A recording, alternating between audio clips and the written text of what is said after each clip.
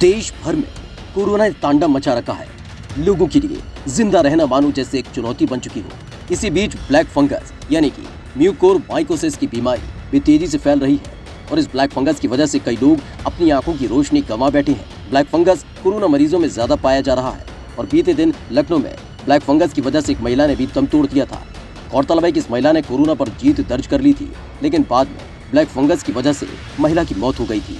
इस बीच एम्स के डायरेक्टर रणदीप गुलेरिया ने ब्लैक फंगस पर जानकारी देते हुए बताया कि उन लोगों में दिखता था जिनका शुगर बहुत ज्यादा हो, डायबिटीज अनकंट्रोल हो, इम्यूनिटी बहुत कम है या कैंसर के ऐसे पेशेंट्स हैं जो कीमोथेरेपी ले रहे हैं। इसके साथ ही डॉक्टर गुलेरिया ने कहा कि स्टेरॉइड्स का ज्यादा इस्तेमाल करने से ब्लैक फंगस के मामले सामने आ रहे हैं। डॉक्टर गुलेरिया ने कहा कि हम लोगों में आमतौर पर फंगल इन्फेक्शन नहीं पाया जाता था, लेकिन कोरोना की वजह से इसके केस काफी आ रहे हैं। एम्स में ही फंगल इन्फेक्शन के 23 मामले हैं, इनमें से 20 अभी भी कोरोना पॉजिटिव है और 3 कोरोना नेगेटिव।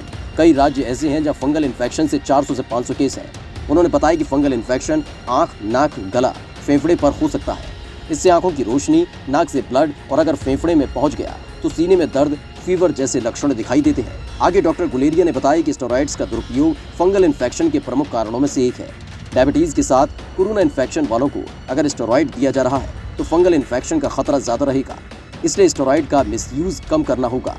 माइल्ड इन्फेक्शन वाले मरीजों को, ऐसे लोगों को जिनका ऑक्सीजन लेवल कम नहीं है, उन्हें स्टेरॉइड देने से फायदा कम, नुकसान ज्यादा है। विशेषज्ञों के मुताबिक कोविड के बाद ब्लैक फंगस या म्यूकोरमाइकोसिस लोगों को घेर रहा है। इस रोग में काले रंग की फंगस नाक, साइनस, आंख और दिमाग में फैलकर उन्हें नष्ट कर रही है और मरीजों की जान पर बन रही है। मोस्ट इम्पॉर्टेंट इशू ये है कि ये फंगल इन्फेक्शन अब ज़्यादा क्यों देखा जा रहा है और उसके क्या कारण है और क्या प्रिवेंटिव एस्पेक्ट्स हम कर सकते हैं। एक तो ये है कि जो कोविड इन्फेक्शन है उसके कारण भी ये एक रिस्क फैक्टर है। कोविड इन्फेक्शन में जो हमारे अगर हम ब्लड काउंट्स देखें तो एक सेल लाइन जो है जिसको हम लिम्फोसाइट्स कहते हैं वो कम हो जाते हैं, लिम्फोपीनिया हो जाता है। तो उसके कारण बॉडी में जो CD4 CD8 सेल्स हैं वो कम होते हैं और उसके कारण अपॉर्चुनिस्टिक इन्फेक्शन, फंगल इन्फेक्शन के चांसेस बढ़ जाते हैं। ये फर्स्ट वेव में भी देखा गया था और अगर हम 2003 सार्स की बात करें तो तब भी अगर डेटा देखें तो तब भी फंगल इन्फेक्शन कुछ हद तक ज़्यादा रिपोर्ट किया गया था। लेकिन इस दफ़ा जब हम इसको ज़्यादा देख रहे हैं उसके कारण 2 और हैं। एक कारण ये है कि कई ऐसे पेशेंट्स हैं जिनको डायबिटीज़ है, शुगर की तकलीफ़ है और अगर वो कंट्रोल ना हो तो उनमें भी ये फंगल इन्फेक्शन के चांसेस ज़्यादा होते हैं। और तीसरा जो बहुत इम्पॉर्टेंट कारण है, miss use of steroids. Steroids जो पेशेंट्स ले रहे हैं जिनको डायबिटीज़ हैं और साथ में कोविड है, अगर ये तीनों चीज़ें इकट्ठी मिल जाएं तो वो चांसेस ऑफ फंगल इन्फेक्शन एकदम बढ़ जाते हैं। इसलिए इसको रोकने के लिए सबसे पहले तो मिस यूज़ ऑफ स्टीरॉइड जो है वो हमें कम करना पड़ेगा। और जैसे पहले भी कहा था कि जो पेशेंट जिनको माइल्ड डिजीज़ है, जिनको ऑक्सीजन की ज़रूरत नहीं है और जिनको अर्ली स्टेज में जो कोविड इन्फेक्शन है, उनमें स्टीरॉइड्स देने से नुकसान ज़्यादा है, फ़ायदा कोई नहीं है। जो रिकवरी ट्रायल है उसने भी यही दिखाया था कि अगर हम स्टीरॉइड्स माइल्ड पेशेंट्स में देते हैं तो मॉर्बिडिटी और mortality because of secondary infection ज़्यादा होता है।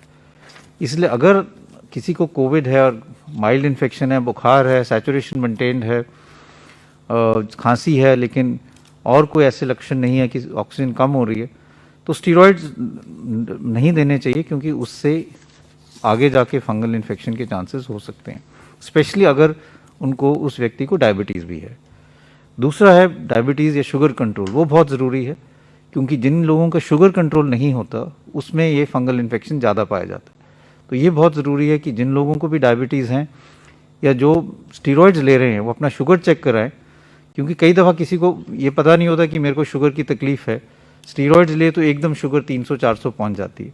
तो इसलिए अपना शुगर भी मॉनिटर करें और अगर डायबिटीज़ है तो और भी ज़्यादा ज़रूरत है कि जब कोविड इन्फेक्शन है या आप स्टीरॉइड्स ले रहे हैं तो शुगर को रेगुलरली मॉनिटर करें। तीसरी चीज़ ये है कि मास्क अपना लगा के रखें। जैसे मैंने कहा ये स्पोर्स हैं, हवा में भी इसके फंगस हो सकता है। मास्क लगाना ज़रूरी है, स्पेशली अगर आप कोई कंस्ट्रक्शन साइट पे जा रहे हैं जहाँ पे इसके फंगस के चांसेस ज़्यादा हो सकते हैं।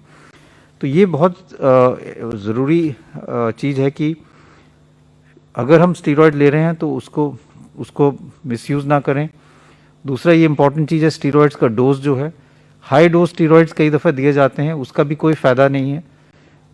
डेटा यही कहता है कि mild to moderate dose steroids are good enough. अगर हम बहुत हाई डोज स्टीरॉइड्स देंगे तो शुगर भी बढ़ेगी, इन्फेक्शन के चांसेस भी बढ़ेंगे। तीसरा ये कि डेटा ये भी शो करता है कि 5 से 10 दिन तक मैक्सिमम स्टीरॉइड्स की ज़रूरत पड़ती है मेजॉरिटी ऑफ कोविड पेशेंट्स में। बहुत लंबे टाइम स्टीरॉइड्स देने से भी sugar control becomes more difficult और ये जो फंगल इन्फेक्शन है इसके चांसेस भी बढ़ जाते हैं। तो मैं यही कहना चाहूँगा कि इनके केसेस अब ज़्यादा रिपोर्ट किए जा रहे हैं and we must work aggressively कि हम इसके केसेस कम करें। और दूसरी ये भी इम्पॉर्टेंट चीज़ है कि इसको सस्पेक्ट जल्दी किया जाए, जिससे आगे जाके लॉस ऑफ विजन या और कोई सीरियस इन्फेक्शन ब्रेन में ना हो। तो इसलिए अगर आपको जब भी कोई पेशेंट डिस्चार्ज होता है तो जो मैंने लक्षण बताएं, अगर किसी को कोई भी ऐसे लक्षण हो तो डॉक्टर से ज़रूर संपर्क करें, अपना शुगर कंट्रोल करें और अपनी स्टीरॉइड्स अगर अननेसेसरी हैं तो उसको बंद करना चाहिए।